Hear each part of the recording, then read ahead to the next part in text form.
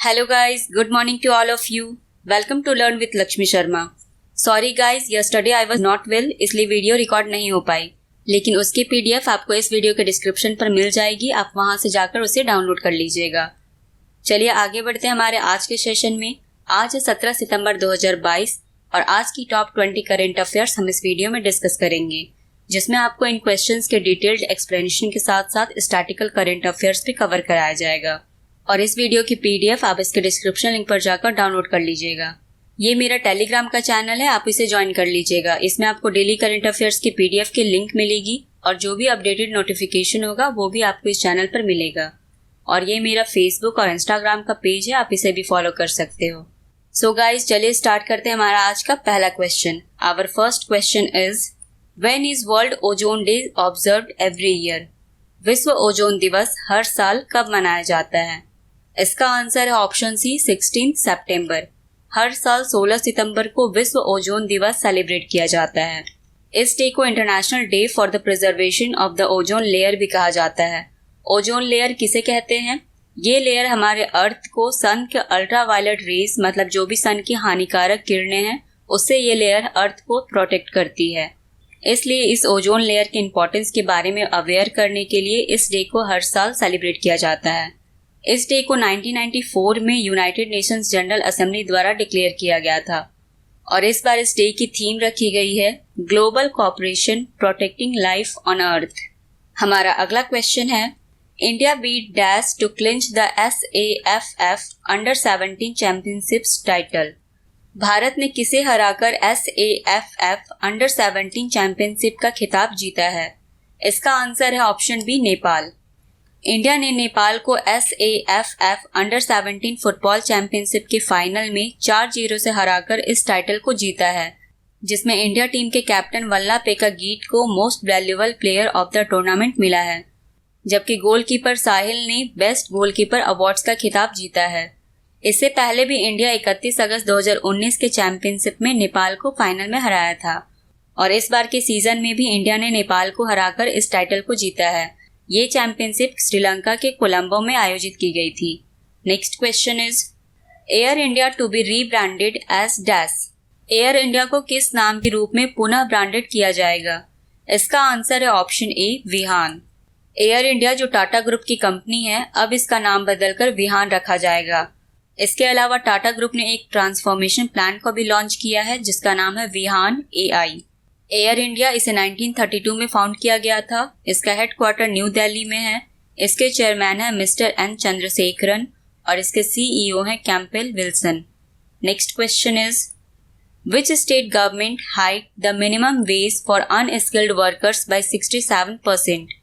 किस राज्य सरकार ने अकुशल श्रमिकों के न्यूनतम वेतन में 67% की वृद्धि की है? इसका आंसर है ऑप्शन डी, सिक्किम। सिक्किम की गवर्नमेंट ने अनस्किल्ड वर्कर्स का मिनिमम एज बढ़ाकर 500 रुपये कर दिया है। इससे पहले ये 300 रुपये था, जिसे अब 67% बढ़ाकर 500 रुपये कर दिया गया है और ये इंक्रीज्ड वेजेस 11 जुलाई 2022 से काउंट किया जाएगा। इसके अलावा सिक्किम की गवर्नमेंट अब हाईली स्किल्ड वर्कर्स को 565 रुपये पर डे देगी। इससे पहले ये 365 रुपये था, जिसे अब बढ़ाकर 565 रुपये कर दिया गया है। सिक्किम, इसकी कैपिटल है गैंगटॉक। इसके चीफ मिनिस्टर है प्रेम सिंह तमांग और इसके गवर्नर है Ganga Prasad. Next question is, which tennis player announced retirement from professional tennis? किस टेनिस खिलाड़ी ने पेशेवर टेनिस से संन्यास की घोषणा की है? इसका आंसर है option C, Roger Federer.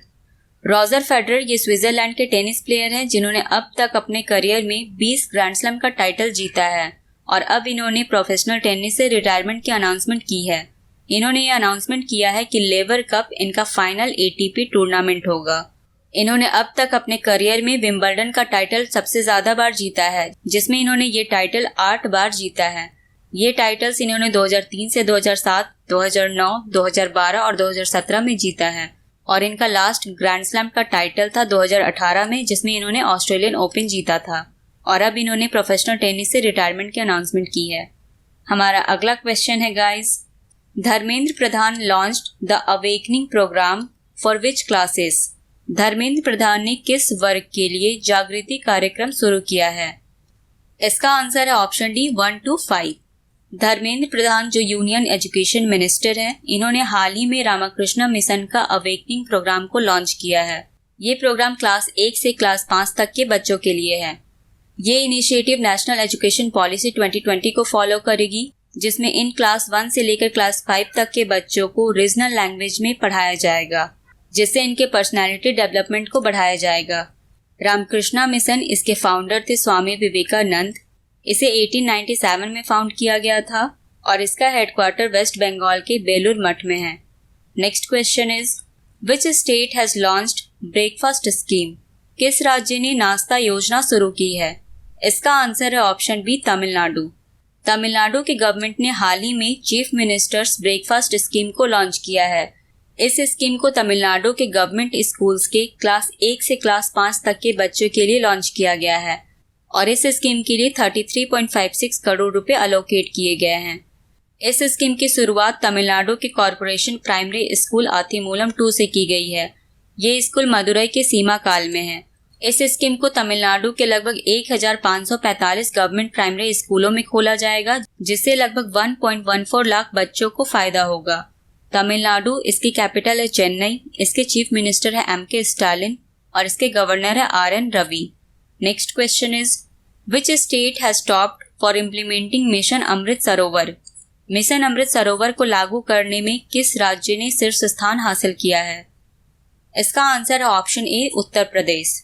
Uttar Pradesh में अब तक 8,462 अमृत सरोवर बनाए जा चुके हैं और इसी डेटा के साथ उत्तर प्रदेश मिशन अमृत महोत्सव को इम्प्लीमेंट करने में टॉप आई है। और अगर हम उत्तर प्रदेश की बात करें तो इसमें लखीमपुर खीरी जिला ने टॉप किया है। इस जिले में टोटल 256 अमृत सरोवर बनाए गए हैं। ये अमृत सरोवर प्रोजेक्ट के अंडर बनाए गए हैं, जिसे 24 अप्रैल 2022 को लॉन्च किया गया था। इस प्रोजेक्ट को लॉन्च करने का एम था नए वाटर बॉडीज को कंस्ट्रक्ट करना, जैसे नए रिवर्स, नए डैम्स इत्यादि बनाना और जो भी पुराने नदियां या तालाब हैं उन्हें फिर से रिवाइव करके पानी को बचाना। और इस मिशन में उत्तर प्रदेश ने 8,462 अमृत सरोवर बनाकर टॉप किया है। उत्तर प्रदेश के बाद है मध्य प्रदेश, जिसने 1,668 सरोवर डैम्स बनाए हैं। थर्ड रैंक पर है जम्मू कश्मीर, जिसने 1,458 सरोवर डैम्स बनाए हैं। फोर्थ रैंक पर है राजस्थान, जहां 898 टोटल सरोवर डैम्स है। और फिफ्थ रैंक पर है तमिलनाडु, जहां टोटल 818 सरोवर डैम्स है। हमारा अगला क्वेश्चन है which state raised reservations for SC, ST and others to 77%? किस राज्य ने SC, ST और अन्य के लिए आरक्षण बढ़ाकर 77% कर दिया है? इसका आंसर है ऑप्शन डी झारखंड। झारखंड की गवर्नमेंट ने scheduled caste, scheduled tribes, backward classes, OBC, economically weaker section का रिजर्वेशन बढ़ाकर अब 77% कर दिया है और ये रिजर्वेशन झारखंड अपने स्टेट गवर्नमेंट जॉब्स में देगी। इससे पहले OBC का रिजर्वेशन 14% था, जिसे अब बढ़ाकर 27% कर दिया गया है। और इसके अलावा झारखंड गवर्नमेंट ने एक प्रपोजल को भी अप्रूव किया है, जिसमें 1932 के लैंड रिकॉर्ड्स को अप्रूव किया गया है। अब जो लोग झारखंड में 1932 से रह रहे हैं उन्हें उस स्टेट का लोकल माना जाएगा, उन्हें झारखंडी माना जाएगा। झारखंड, इसकी कैपिटल है रांची, इसके चीफ मिनिस्टर है हेमंत सोरेन और इसके गवर्नर है Ramesh Bais. Next question is India and which country signed an MOU to train diplomats? Bharat और किस देश ने राजनयिकों को प्रशिक्षित करने के लिए एक समझौते पर हस्ताक्षर किया है? इसका आंसर है ऑप्शन सी मेडागास्कर। इंडिया और मेडागास्कर ने एक अग्रीमेंट साइन किया है। इस अग्रीमेंट के तहत इंडिया के डिप्लोमेट्स को ट्रेन किया जाएगा। ये अग्रीमेंट इंडिया के Sushma Swaraj institute of foreign service और मेडागास्कर के फॉरेन अफेयर्स मिनिस्ट्री के बीच हुआ है, जिसमें इन डिप्लोमेट्स को ट्रेनिंग दी जाएगी। Sushma Swaraj institute of foreign service ये एक ट्रेनिंग इंस्टीट्यूट है जहां IFS मतलब इंडियन फॉरेन सर्विस ऑफिसर्स को ट्रेन किया जाएगा और इसके लिए इंडिया और मेडागास्कर ने अग्रीमेंट साइन किया है। और इस ट्रेनिंग इंस्टीट्यूट का नाम 14 फरवरी 2020 में सुषमा स्वराज के नाम पर रखा गया है, जिसका अब नाम है Sushma Swaraj institute of foreign service.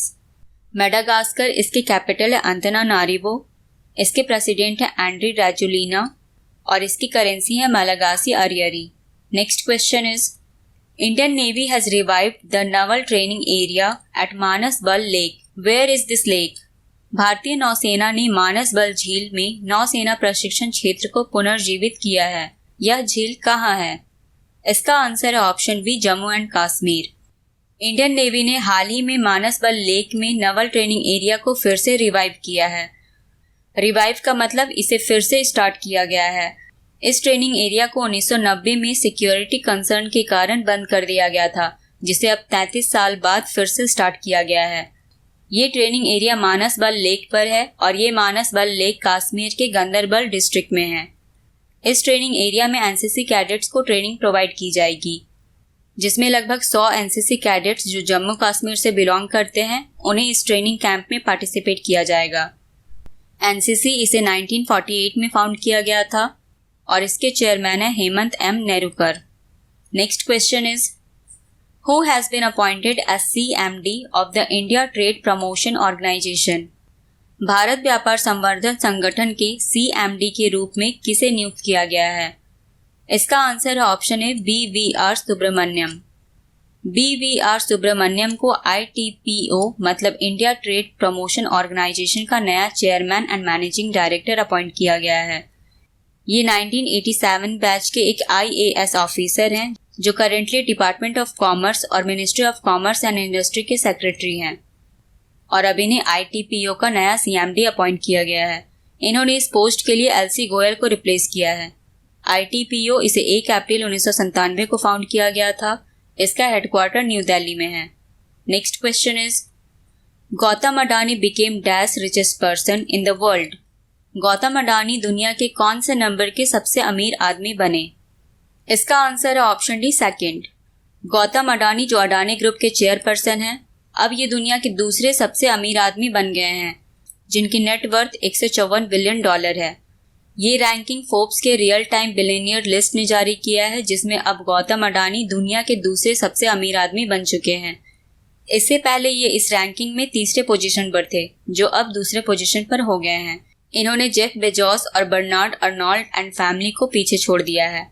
और इस रैंकिंग के अनुसार एलन मस्क अभी भी टॉप पर है, जिनकी नेटवर्थ $273.5 बिलियन है। इनके बाद है गौतम अडानी, जिनकी नेटवर्थ $154 बिलियन है।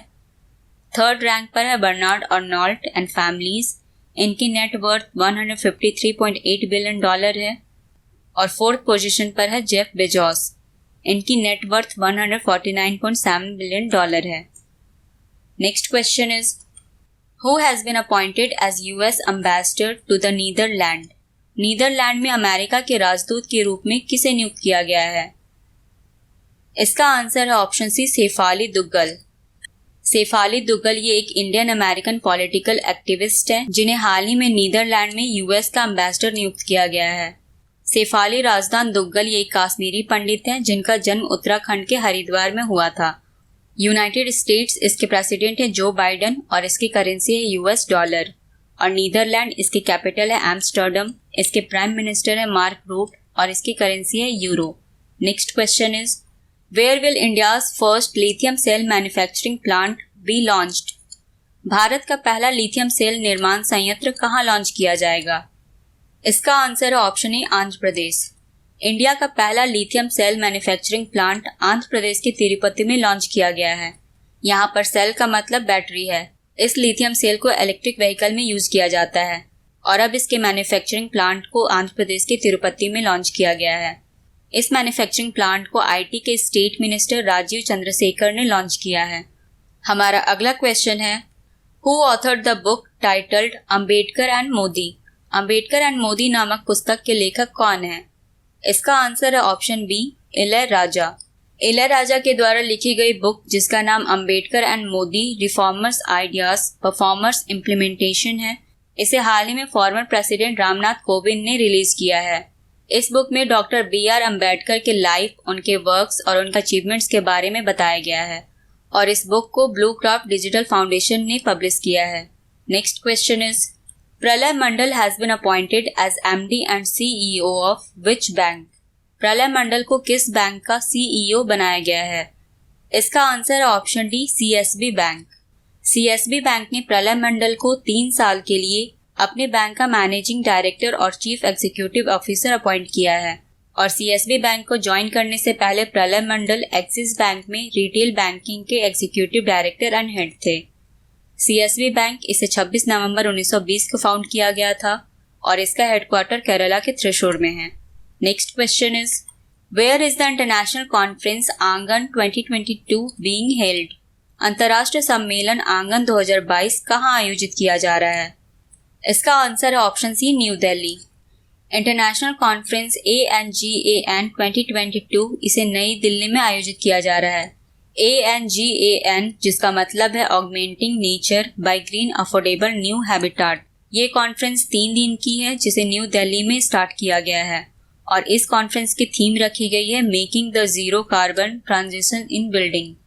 इस आंगन 2.0 कॉन्फ्रेंस को ब्यूरो ऑफ एनर्जी एफिशिएंसी ने Swiss agency for development and corporation के साथ कोलैबोरेट करके ऑर्गेनाइज किया है। Next question is which country has emerged as the top lender to Sri Lanka in 2022? कौन सा देश 2022 में श्रीलंका के लिए शीर्ष ऋणदाता के रूप में उभरा है? इसका आंसर है option A, India. Verite research think tank के अनुसार इंडिया 2022 में श्रीलंका की टॉप लेंडर बनी है। श्रीलंका अभी बहुत टाइम से पॉलिटिकल क्राइसिस और इकोनॉमिक क्राइसिस दोनों को ही फेस कर रही है, इसलिए इस कंट्री को फंड की ज़रूरत है, जिसमें इंडिया 2022 में श्रीलंका के लिए टॉप लेंडर बनी है। श्रीलंका को अब तक 2022 में $968 मिलियन का लोन मिला है, जिसमें इंडिया ने अकेले $377 मिलियन कंट्रीब्यूट किए हैं। इंडिया के बाद है एशियन डेवलपमेंट बैंक, जिसने टोटल $360 मिलियन श्रीलंका को लोन प्रोवाइड किए हैं। Next question is The government constituted an expert committee to scale up investment. Who will chair the committee? सरकार ने निवेश बढ़ाने के लिए एक विशेषज्ञ समिति का गठन किया है। इस समिति की अध्यक्षता कौन करेंगे? इसका आंसर है option C, M Damodaran. Finance ministry ने हाल ही में इन्वेस्टमेंट को बढ़ाने के लिए और उसे एग्जामिन करने और अप्रोप्रिएट सजेशन देने के लिए एक एक्सपर्ट कमेटी को कॉन्स्टिट्यूट किया है। ये एक 6 मेंबर की कमेटी है जिसे former SEBI chairman M Damodaran lead करेंगे। इस कमेटी में स्टार्टअप्स और नए बिजनेस सेक्टर्स में इन्वेस्टमेंट बढ़ाने के लिए क्या क्या मेजर्स होने चाहिए वो सजेस्ट किए जाएंगे। और करंट में हमारे यूनियन फाइनेंस मिनिस्टर कौन है? ये है निर्मला सीतारमन। सो गाइस, ये थे आज के टॉप 20 क्वेश्चंस। पिछली वीडियो मैंने क्वेश्चन पूछा था कि बीतू मिलिट्री गैरिसन का नाम किन के नाम पर रखा जाएगा। इसका आंसर था option D, general Bipin Rawat. अगले क्वेश्चन का आंसर आपको कमेंट सेक्शन में देना है। So the question is which state has topped the list in attracting industrial investment? औद्योगिक निवेश आकर्षित करने में किस राज्य ने सूची में शीर्ष स्थान प्राप्त किया है? आपके ऑप्शंस है ओडिशा, आंध्र प्रदेश, कर्नाटका या महाराष्ट्र। इसका आंसर आप कमेंट करके देंगे। सो गाइज, आज की वीडियो में बस इतना ही। कल की वीडियो के PDF की लिंक आपको इसी वीडियो के डिस्क्रिप्शन में मिल जाएगी, आप जाकर डाउनलोड कर लीजिएगा। और इस वीडियो की PDF भी आपको इसके डिस्क्रिप्शन पर मिल जाएगी, आप उसे भी डाउनलोड कर लीजिएगा। Thanks for watching guys. और अगर आपको वीडियो अच्छी लगी तो इस चैनल को सब्सक्राइब कर लीजिए और इस वीडियो को ज़्यादा से ज़्यादा शेयर कीजिए, जिससे ज़्यादा से ज़्यादा बच्चे इसे देख सकें। Bye guys.